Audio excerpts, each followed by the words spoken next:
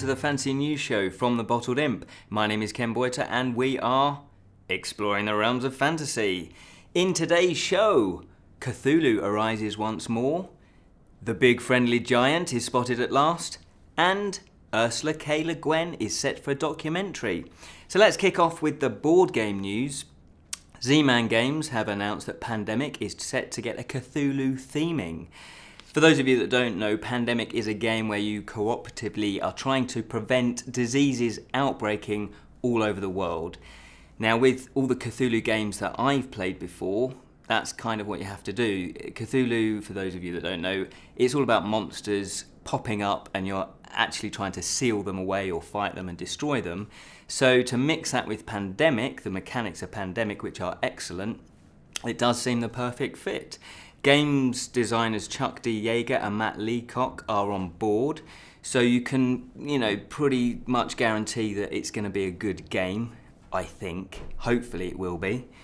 And they plan to debut that, and its full title is Pandemic: The Reign of Cthulhu. They plan to debut that at Gen Con in the States earlier this year. Co-founder of Games Workshop and co-creator of the Fantasy Flight books is to open 2 new schools, and they're free schools in England. Ian Livingstone, who is the creator of these fighting fantasy books, and also he had a hand in creating Lara Croft, he said that his new schools are going to be named the Livingstone Academies, and they're going to be opening up in Tower Hamlets in East London and also in Bournemouth. They're going to be offering 3,000 places, and they're going to be emphasising the science, technology, engineering, arts and maths subjects. So imagine that, you're a kid and you're going to be going to a school that's created and presumably run by, or at least overseen by, one of the geniuses of the gaming world. That would be amazing. It's a pity I'm a bit too old to go back to school. Speaking of Fantasy Flight books, they've just released on Steam for Windows and the Android system, and that's Steve Jackson's Sorcery Part 1 and 2. And for those of you that don't know, the fantasy fighting books are a choose-your-own-adventure series of books that came out in the 80s. And the app does look very, very good. It looks very faithful to the original books. And they've even included the original artwork. And to me, that was one of the main charms of these books. I absolutely love that artwork. So I'm really, really looking forward to playing that. In fact, we might do an Imp playthrough for that one. I'm that excited. Anyway, what else have we got here? Fantasy film and TV news. That looks interesting. Disney have released their first teaser trailer for their adaptation of Roald Dahl's children's classic, The BFG.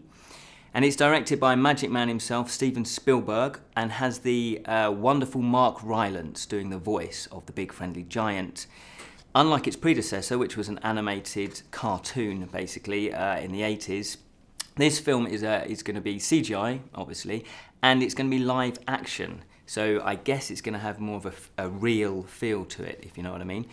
And the story does centre around an orphan girl called Sophie, and she's played by Ruby Barnhill.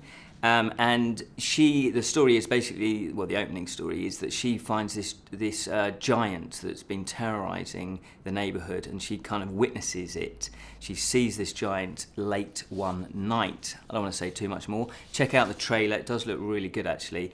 And it's due to be released in the States in July of this year. Don't know when it's coming out in the UK. Hopefully it will. I'm sure it will.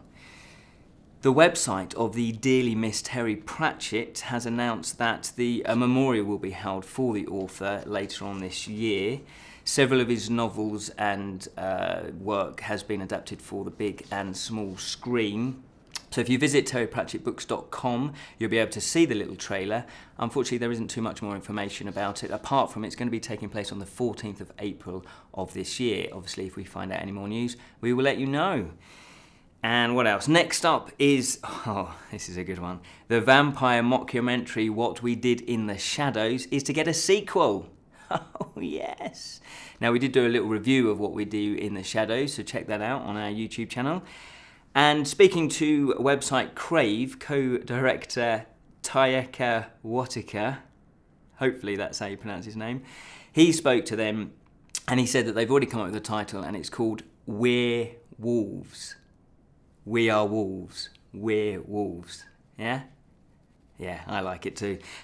He also said that fellow co-director and co-writer Jermaine Clement and himself are currently working on the script, and as of yet there isn't a release date because obviously they've got to make the film first. The Shannara Chronicles, and again hopefully I've pronounced that correctly, based on the fantasy author Terry Brooks's much loved and hugely popular book series, is to hit the small screen. In fact, it already has. Airing on MTV, the series opened with a two-parter on the 5th of February, and the first series comprised of 10 episodes.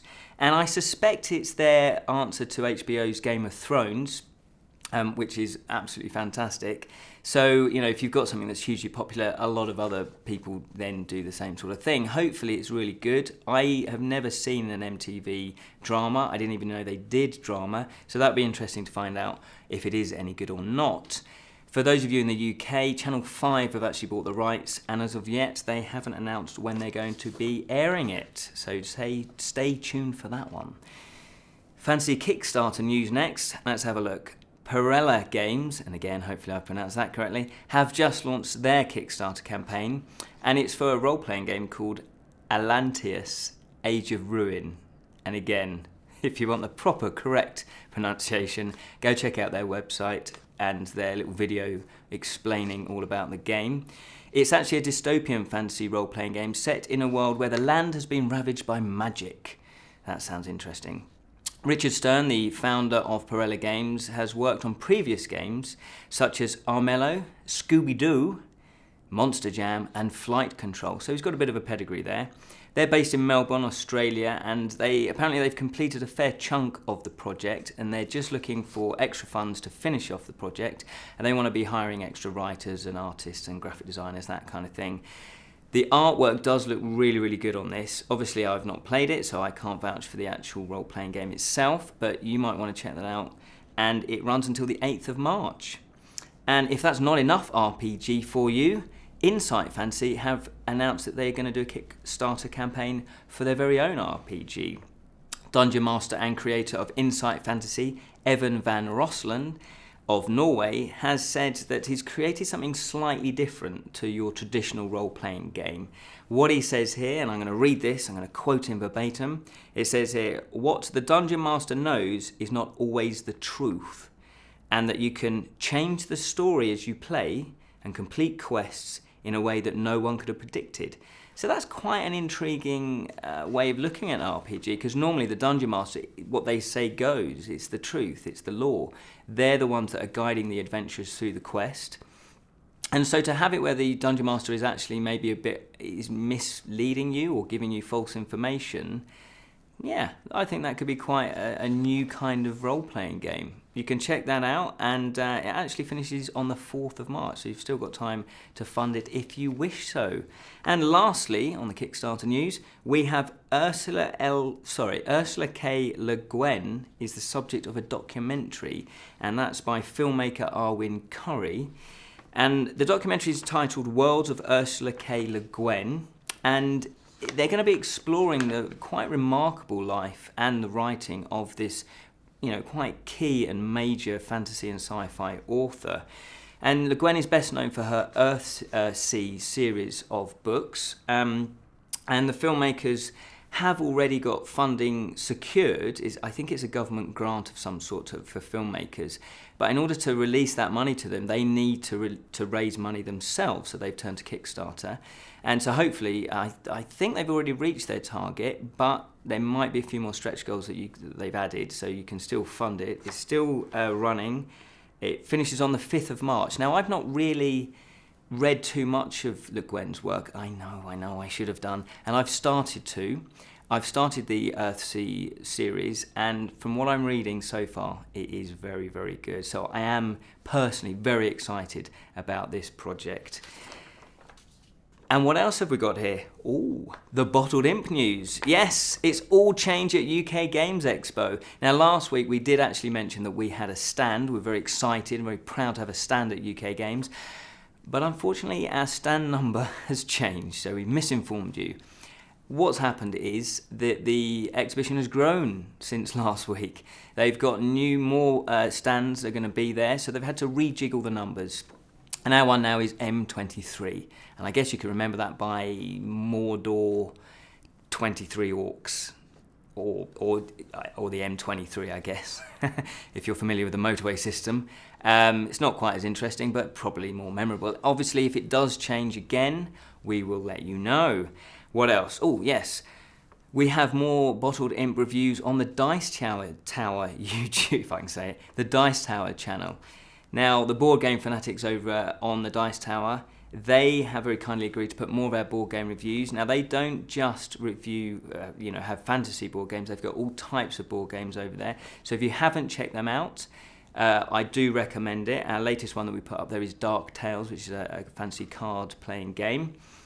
They've got a lot going on over there, so I would thoroughly recommend you checking them out. And Tom and Sam from the Dice Tower are going to be coming over to the UK Games Expo, so you can obviously come say hello to us, and you'll probably be able to say hello to them too.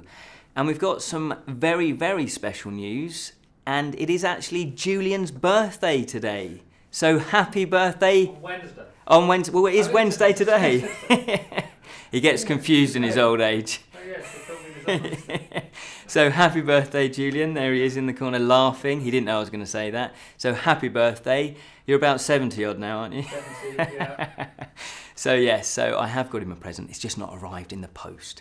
So there we are, Julian. Julian, if you don't know, he is the director and co-creator of the Bottled Imp and does all sorts of other stuff like editing, and basically just is an all-round good egg. So happy birthday to him. Happy name day. And that's all we have time for, so hopefully you've enjoyed this episode. And remember, until next week, fellow imps, keep it unreal, especially the news.